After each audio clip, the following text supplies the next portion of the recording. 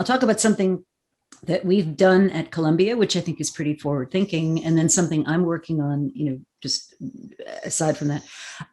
So at Columbia, so here we were, February of 2020, and, looking at, I don't know, $19 million worth of business, right? Which we booked basically, because the in-person exec ed market is a really long cycle market.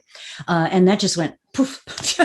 And so after about 2 weeks of sort of saying, what do we do? I sat down with our dean and I said, look, people are not going to stop needing to learn, and executives are not going to stop needing to be developed. And there's going to be a need there. We've just got to figure out some different way of doing it. So what we pivoted to was what we're calling live online. And so it's this kind of format, actually, very discussion oriented with, the usual cast of professors. And we learned a bunch of things. So one of the things we learned was that there's an absolute hunger for it.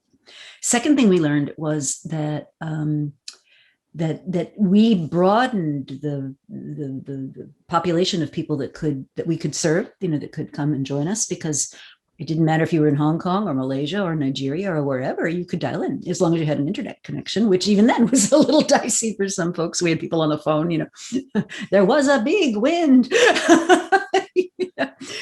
So we learned we could reach a lot more people. We also learned that we could experiment with different formats. So rather than everybody comes to New York and we hang out for 3 days and it's fire hose.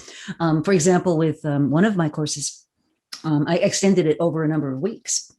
And so it was less intense during the week, but spread out longer. So you could actually take the concepts and apply them and then come back and talk about what you did and ask questions about what you were learning. So it integrated the learning much more with people's work. And I actually think that model is going to continue even once we're able to have in-person classes again, because I think it meets a different need.